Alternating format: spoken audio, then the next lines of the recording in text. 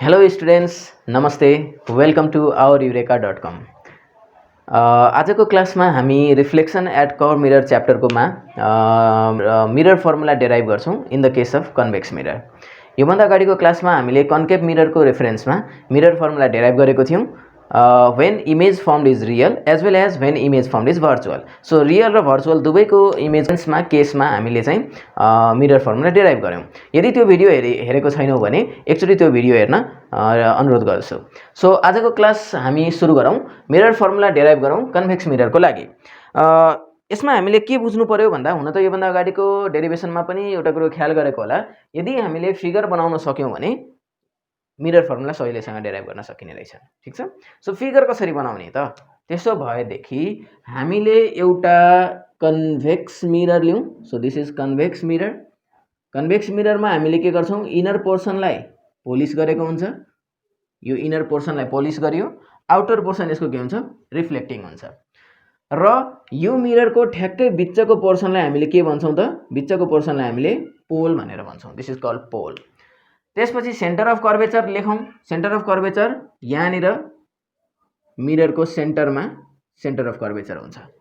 Okay, centre of curvature र pole दुवैले join गरेको लाइन के हो त भन्दाखेरि दुवैले जोइन गरेको लाइनलाई हामीले प्रिन्सिपल एक्सिस भनेर भन्छौं। ठीक छ। र सेन्टर अफ कर्वेचर र पोलको ठ्याक्कै बिचमा फोकस पोइन्ट हुन्छ।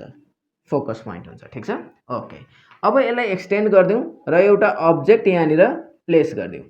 सो यो अब्जेक्टलाई हामीले एबी भनेर बनाऊ, एबी अब्जेक्ट। अनि हामीले बुझ्नुपर्ने कुरो के हो भन्दा प्रिन्सिपल एक्सिससँग प्यारलल गएको रे हामी यहाँ देखिरहेको छौं, यो प्यारलल गएको रे हो। ठीक छ। प्रिन्सिपल एक्सिससँग प्यारलल गएको रे डी भन्ने पोइन्टमा मिट गराइदिउँ, इन्सिडेन्ट गराइदिउँ। डी भन्ने पोइन्टमा मिररको इन्सिडेन्ट भयो र रिफ्लेक्ट भएर जाँदाखेरि यसरी रिफ्लेक्ट भएर जान्छ। र हामीले के बुझ्नु पर्यो भन्दा यो मिररलाई हामीले डाइभर्जिङ मिरर पनि भन्छौं। सो रे अफ लाइटले के गरिरहेको छ, डाइभर्ज गर्ने काम गरिरहेको छ। ठीक छ। सो डाइभर्ज गर्यो। यसलाई हामीले ब्याकवर्ड डाइरेक्सनमा प्रोड्युस गर्ने हो भने, यसरी ब्याकवर्ड डाइरेक्सनमा हामीले प्रोड्युस गर्ने हो भने यो रे ठ्याक्कै फोकसमा गएर मिट हुन्छ। क्लियर? त्यसैले प्यारलल गएको रे अफ लाइट कहाँ गएर मिट भयो, फोकसमा। यहाँ भर्चुअली मिट भएको छ तर फोकसमा मिट भएको छ। ओके, अर्को रे हेरौं। अर्को रे एउटा सेन्टर अफ कर्वेचर भएर पास गरौं, सेन्टर अफ कर्वेचर भएर। ठीक छ। सो यो सेन्टर अफ कर्वेचर भएर अर्को एउटा रे गइरहेको छ। यहाँ बनाऊ यसरी। जुन रे सेन्टर अफ कर्वेचर भएर जान्छ, अगाडिको क्लासमा पनि हामीले डिस्कसन गरेको थियौं, त्यो रेले आफ्नो ओरिजिनल पाथलाई रिट्रेस गर्छ। भनेको यो यतातिर गयो भने रिटर्न ब्याक भएर आफ्नै पाथमा फर्केर जान्छ। ओके, त्यसो भए अर्को एउटा फाइनल रे बनाऊ। एउटा फाइनल रे भनेको पोल भएर जान्छ भनेर भनौँ। यसरी पोल भएर गयो। क्लियर? पोल भएर गयो भने यसले कति डिग्री एंगल बनायो, आई एंगल बनायो। यो आई भनेको एंगल अफ इन्सिडेन्स हो। कसरी हो, यो जुन लाइन छ नि, यो लाइनले नर्मलको रूपमा एक्ट गर्छ, किनभने यो चाहिँ हाम्रो सर्कमफरेन्सको एउटा पोइन्ट हो। सर्कमफरेन्सको पोइन्ट र यो चाहिँ सेन्टरलाई जोइन गर्यो भने यो लाइन परपेन्डिकुलर हुन्छ। ओके, त्यसो भए परपेन्डिकुलरले इन्सिडेन्ट रेसँग बनाएको एंगल अफ इन्सिडेन्स हो भने एंगल अफ रिफ्लेक्सनसँग इक्वल हुनु पर्यो ल अफ रिफ्लेक्सन अनुसार। त्यसो भए एंगल अफ रिफ्लेक्सनसँग इक्वल पनि गराइदिउँ। एंगल अफ रिफ्लेक्सन, यो पी लाई अहिले बनाउँला, एंगल अफ रिफ्लेक्सनसँग पनि इक्वल गराइदिउँ। This is angle of reflection R. यो पोइन्ट पी हो है। ओके, त्यसो भए यसलाई पनि ब्याकवर्ड डाइरेक्सनमा प्रोड्युस गरौँ त। ब्याकवर्ड डाइरेक्सनमा हेर हामीले प्रोड्युस गरिरहेको छौं। यसरी ब्याकवर्ड डाइरेक्सनमा प्रोड्युस गर्यौं भने तीनवटै रे जुन हामीले ब्याक डाइरेक्सनमा प्रोड्युस गरेको थियौं त्यो एउटा कमन पोइन्टमा मिट भइरहेको पाउँछौं। हो, यो कमन पोइन्ट भनेको मिररको ब्याक साइडमा फर्मेसन भइरहेको छ। हेर त, यो मिरर भयो, मिररको फ्रन्ट साइड यो हो, मिररको ब्याक साइड यतातिर हो। जुन इमेज मिररको ब्याक साइडमा फर्मेसन हुन्छ त्यो इमेजलाई हामीले के भन्यौं भनेका थियौं, भर्चुअल इमेज भनेर भनेका थियौं। Clear? Virtual image, that is यो पोइन्टमा इमेज कस्तो बन्दो रहेछ, भर्चुअल बन्दो रहेछ। अब इमेज भर्चुअल हो भने त्यो इरेक्ट हुन्छ। ठीक छ। दैट इज अब्जेक्ट यसरी छ राखिएको भने इमेज पनि यसरी नै बन्छ। यदि यहाँनिर एउटा कुरा हामीले हेर्यौं भने इमेजको साइज घटिरहेको पाएको छौं। हेर त घटिरहेको पाएको छौं। ठीक छ, यसबाट के बुझ्न सकियो? कन्भेक्स मिररले जहिले पनि डिमिनिस्ड इमेज बनाउँदो रहेछ। डिमिनिस्ड भनेको घटेको इमेज बनाउँदो रहेछ। क्लियर भयो? ओके, अब हामी के गरौँ भन्दाखेरि डेरिभेसन गर्नलाई इजी होस् भनेर डटेड लाइनले भर्चुअल रिप्रेजेन्ट गर्छ त्यो थाहा छ हामीलाई। इजी होस् भनेर चाहिँ हामी जति डटेड लाइन बनाएको थियौं त्यसलाई हामी कन्टिन्युड लाइन बनाउँछौं। ठीक छ, यसरी कन्टिन्युड लाइन बनाइदिउँ। It will be easy to derive. So continued line बनाइदिउँ यसरी। ओके, र त्यसपछि हामी अब ल्याङ्ग्वेजतिर जाउँ। हेर है, ल्याङ्ग्वेज लेख्ने तरिका चाहिँ ख्याल गर्नुपर्छ है हामीले। ल्याङ्ग्वेज कसरी लेख्ने भन्दाखेरि सबैभन्दा पहिला let us consider a convex mirror having smaller aperture है। एपर्चर स्मलर हुन्छ भनेर कन्सिडर गर्नु पर्यो। किन भन्दा यो रे चाहिँ हाम्रो पारा एक्सियल हुनुपर्छ भनेर हामीले डिस्कसन गरिसकेका छौँ। पारा एक्सियल त्यही बेला हुन्छ जब यो चाहिँ के हुन्छ त भन्दाखेरि एपर्चर सानो हुन्छ। एपर्चर सानो भयो भने पारा एक्सियल रेहरू फोकसमा गएर मिट हुन्छ। ठीक छ, सो योभन्दा अगाडिको भिडियोमा हामीले यो बारेमा डिस्कसन गरेका छौँ। हेरेका छैन भने एकचोटि त्यो भिडियो पनि हेर्नु होला। Okay, so an object AB is placed in front of convex mirror. हामीले यहाँ देखिरहेको छौँ। A ray of light BD parallel to principal axis is incident at point D. After reflection, it diverges along the direction DE. When this ray produced backward, it meets at point F, that is focus of the mirror. Another ray that passes through center of curvature of the mirror, after reflection it retraces its own path. Finally, third ray that passes through pole of the mirror, by making an angle of incidence I, after reflection it goes along the direction PM by making an angle of reflection R. Got it? ठीक छ, so यति कुरो लेखिसकेपछि अब हामीले के भन्यौं भन्दा साइन कन्भेन्सन युज गर्दाखेरि all distances are measured from pole of the mirror. जति डिस्टेन्स हामी कन्सिडर गर्छौं भएभरको सबै डिस्टेन्सलाई हामीले पोलबाट मेजर गर्नु पर्यो। त्यसो भए यो फिगरमा हेरौं त यो के हो? पोल हो। यो के हो? अब्जेक्ट हो। पोलदेखि लिएर अब्जेक्टसम्मको डिस्टेन्सलाई हामीले के भन्नु पर्यो? पोलदेखि लिएर अब्जेक्टसम्मको डिस्टेन्सलाई हामीले के भन्नु पर्यो भन त? यसलाई भन्नु पर्यो अब्जेक्ट डिस्टेन्स U। ठीक छ, त्यस्तै यो के फर्मेसन भयो हेर, यहाँनिर यसलाई पनि क्यालिब्रेट, यसलाई पनि नेमिङ गरौँ। यो AB भनेको अब्जेक्ट हो। इमेज भर्चुअल बनिरहेको छ, इरेक्ट बनिरहेको छ, त्यसैले A ड्यास B ड्यास भयो। एरो पोर्सन B ड्यास, यहाँ पनि एरो पोर्सन B। ओके, त्यसो भए यो इमेज हो। इमेजदेखि लिएर पोलसम्मको जुन डिस्टेन्स छ त्यो डिस्टेन्सलाई हामीले के भन्नु पर्यो? इमेज डिस्टेन्स भन्नु पर्यो V। क्लियर भइरहेको छ? बुझ्दै जाम है। यसलाई हामीले के भन्यौं? फोकस। सो फोकसदेखि लिएर पोलसम्मको डिस्टेन्स, हेर त यो पोल हो, यो फोकस हो, सम्मको डिस्टेन्सलाई हामीले फोकल लेन्थले डिनोट गर्नुपर्छ F। अब बाँकी एउटा भयो centre of curvature C। Centre of कर्वेचरदेखि पोलसम्मको डिस्टेन्स, जति डिस्टेन्स हामीले कन्सिडर गर्यौं सबै पोलको रेफरेन्समा कन्सिडर गरिरहेको छौं। ठीक छ, ओके। सेन्टर अफ कर्वेचरदेखि पोलसम्मको डिस्टेन्स पनि लेखिदिइहालौं। यहाँदेखि यहाँसम्मको डिस्टेन्स हाम्रो के भयो त? Radius of curvature. हेर त यो एउटा सर्कलको पार्ट हो, एउटा स्फियरको पार्ट हो हामीले भनिरहेको छौं। जब स्फियर हो भने सेन्टरदेखि यहाँसम्म त रेडियस भएन त? भयो, त्यसैले यो रेडियस अफ कर्वेचर भयो। यसरी बुझ्दा पनि भयो। ठीक छ, अब यहाँ सुन है त, हामीले यो डेरिभेसन गर्नको लागि जे जति कुरोहरू योभन्दा अगाडि गर्यौं त्यही कुरो हामी फेरि रिपिट गर्छौं। के गर्नु पर्यो त भन्दाखेरि दुईवटा पेयर अफ ट्रायंगल खोज्नु पर्ने हुन्छ हामीले। यहाँ दुईवटा पेयर अफ ट्रायंगल कुन कुन छ त भनेर हेर्नु पर्यो। सबैभन्दा पहिला हेर त ABC, यो ABC भनेर हेरौं। यहाँ हेर, यो ABC अलिकति ठुलो ट्रायंगल छ त्यसैले ठुलो बनाइदिउँ।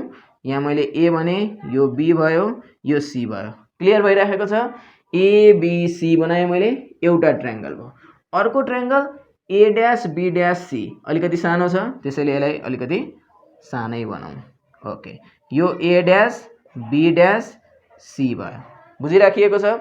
ओके, त्यसो भएदेखि चाहिँ ए ड्यास बी ड्यास सी र एबिसी ट्रायंगल चेक गरौँ त यिनीहरू सिमिलर छ कि छैन। यहाँ हेरौँ है, यो एंगल र यो एंगल 90 डिग्री हुन्छ, अब्जेक्ट र इमेज हामीले परपेंडिकुलर हुन्छ, सो यो 90 डिग्री भयो, एउटा इक्वल आयो। अर्को हेर त एबिसी भनेको यो एंगल र ए ड्यास बी ड्यास सी भनेको पनि यही एंगल कमन छैन त, छ नि है। त्यसैले यो एंगल र यो एंगल के हुने भयो त, कमन एंगल हुने भयो। So these are common angles, equal भयो।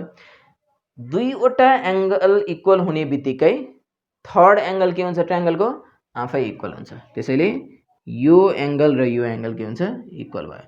अब त यो सिमिलर लेख्न पाइयो नि त हो। अब हामीले सिमिलर लेखिसकेपछि सिमिलर ट्रायंगलको करेस्पोन्डिङ साइडको रेशियो के हुन्छ त, इक्वल हुन्छ। ल त्यही कन्सेप्ट युज गरौँ, यहाँ लेखौँ त अब इन ट्रायंगल हामीले कुन कुन ट्रायंगल लियौँ, एउटा एबिसी लियौँ, सिमिलर टू ट्रायंगल अर्को के लियौँ, ए ड्यास बी ड्यास सी लियौँ, बुझिराखिएको छ। ओके, अब करेस्पोन्डिङ साइडको रेशियो लेखौँ है। यहाँ तीनवटा एंगल छ, तीनवटा करेस्पोन्डिङ साइड हुन्छ। के हो त हेर त, यसको ठ्याक्कै अगाडिको करेस्पोन्डिङ साइड के हो, हेर एबी हो, ठीक छ।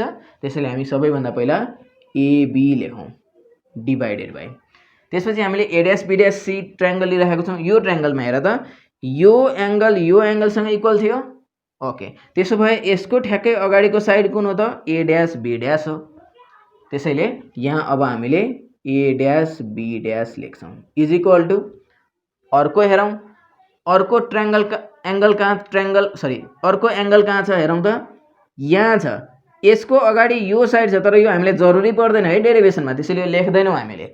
अर्को एंगल यहाँनिर छ, हेर है, यसको ठ्याक्कै अगाडि एसी साइड छ, क्लियर। सो हामी यहाँ एसी लेख्छौँ डिवाइडेड बाई, अब ए ड्यास बी ड्यास सी तिर हेरौँ, योसँग यो एंगल इक्वल थियो, यसको ठ्याक्कै अगाडि करेस्पोन्डिङ साइड कुन हो, ए ड्यास सी हो। ल ए ड्यास सी भनेर लेखौँ, यसलाई इक्वेसन 1 भनेर भनिदिउँ, ठीक छ। अब हामीले इक्वेसन 2 हेर्नु पर्यो, त्यसको लागि हामीले के गर्नु पर्यो, अगाडिको लेक्चर रिकल गरौँ त, त्यसको लागि हामीले फेरि पनि एउटा पेयर अफ ट्रायंगल खोज्नु पर्ने हुन्छ फिगरमा। ल खोजौँ त, एउटा पेयर अफ ट्रायंगल खोजौँ त फिगरमा, यसलाई मेट्दिउँ। अर्को पेयर अफ ट्रायंगल हेर त, यसो फिगरमा विचार गर, अर्को पेयर अफ ट्रायंगल कहाँनिर छ, हेर है, एबीपी यहाँ हामी देखिरहेको छौँ, एबीपी। सो यसलाई ड्र गरिदिउँ, यहाँनिर यो एबीपी भयो, ठीक छ, एबीपी लेख्यौँ। अर्को हेरौँ त, A dash B dash P पनि त छ यहाँनिर सानो। ओके, त्यसो भए A dash B dash P पनि हामी सानो खालको ट्रायंगल बनाइदिइहालौँ, A dash B dash P. अब चेक गरौँ त के यो दुईटा ट्रायंगलहरू सिमिलर छ त भनेर चेक गरौँ। हेरौँ है, अघि जस्तै यो एंगल र यो एंगल 90 डिग्री हुन्छ परपेंडिकुलर, त्यसैले हामीले यो र यो 90 डिग्री भनेर भन्यौँ, एउटा एंगल इक्वल आयो। अर्को हेरौँ, यहाँ हेर त यो एंगल र यो एंगल भर्टिकली अपोजिट एंगल हो, यहाँ र यहाँ काटिरहेको छ भनेपछि यो र यो भर्टिकली अपोजिट एंगल हुनु पर्यो, र ल अफ रिफ्लेक्सन अनुसार एंगल आई र एंगल आर पनि इक्वल हुन्छ। त्यसैले यो एंगल र यो एंगल पनि इक्वल हुने भयो। विचार गरौँ त, यो 30 डिग्री छ भनेपछि यो पनि 30 डिग्री हुनु पर्यो, 30 डिग्री 30 डिग्री, यो पनि 30 डिग्री, किन भन्दा एंगल आई र एंगल आर त इक्वल छ भनेपछि 30 30 30 हो भने अब यो र यो त इक्वल गराउन पाइयो नि त हो। त्यसैले हेर त बीपीए, हेर बीपीए, यो एंगल र योसँग कुन इक्वल थियो, यो इक्वल थियो, बी ड्यास पीए यो इक्वल थियो भनेपछि अघि जस्तै फेरि रिकल गरौँ, दुईवटा एंगल इक्वल हुने बित्तिकै थर्ड एंगल आफै इक्वल हुन्छ। सो यो इक्वल भयो भनेपछि यो दुईवटा ट्रायंगल पनि त सिमिलर रहेछ। ओके, त्यसो भए हामीले फेरि लेख्नु पर्यो इन ट्रायंगल। यहाँ हेर स्टुडेन्टले के पनि मिस्टेक गर्छन् भन्दा यहाँ हामीले अब्जेक्टको भएको ट्रायंगल, अब्जेक्ट इन्क्लुड भएको ट्रायंगल सुरुमा लेखेको छौं भने सेकेन्ड केस गर्दाखेरि पनि अब्जेक्ट इन्क्लुड भएकै ट्रायंगल सुरुमा लेख्ने, नत्र भने मिक्स म्याक्स गर्दाखेरि उल्टो रिलेसन आइदिन्छ, त्यहाँ स्टुडेन्टहरु कन्फ्युज भइदिन्छन्। ठीक छ।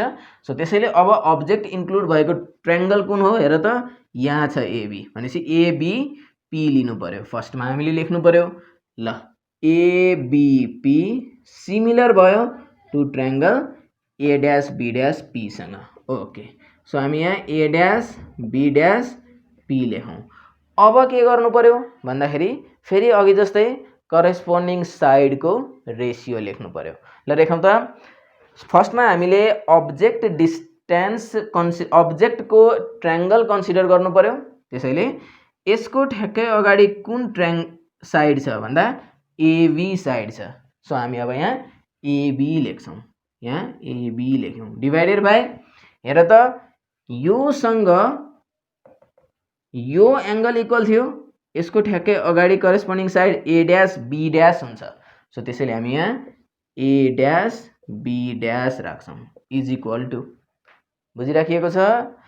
अब हामीले के गर्नु पर्यो, यो सँग यो एंगलको करेस्पोन्डिङ साइड एपी छ, त्यसैले हामी यहाँ एपी राखौं डिवाइडेड बाइ यो एंगल सँग कुन एंगल इक्वल थियो, यो एंगल इक्वल थियो, त्यसैले यसको अगाडिको साइड पनि लेख्नु पर्यो ए डैश पी। सो ए डैश पी भनेर लेखौं, यसलाई इक्वेसन 2 भनिदिउँ। क्लियर भयो। दुईवटा पेयर अफ ट्रायंगल लेख्यौं र त्यो ट्रायंगलको करेस्पोन्डिङ साइडको रेशियो पनि लेख्यौं। अब के गर्ने हेर त एलएचएस तिर इक्वल छ कि छैन, यहाँ एलएचएस तिर इक्वल छ भनेपछि आरएचएस पनि इक्वल हुने पर्यो। ल लेखौं त, from equations 1 and 2 we get ल यताको साइडहरु इक्वल पारौं त, AC divided by A dash C is equal to AP divided by A dash P.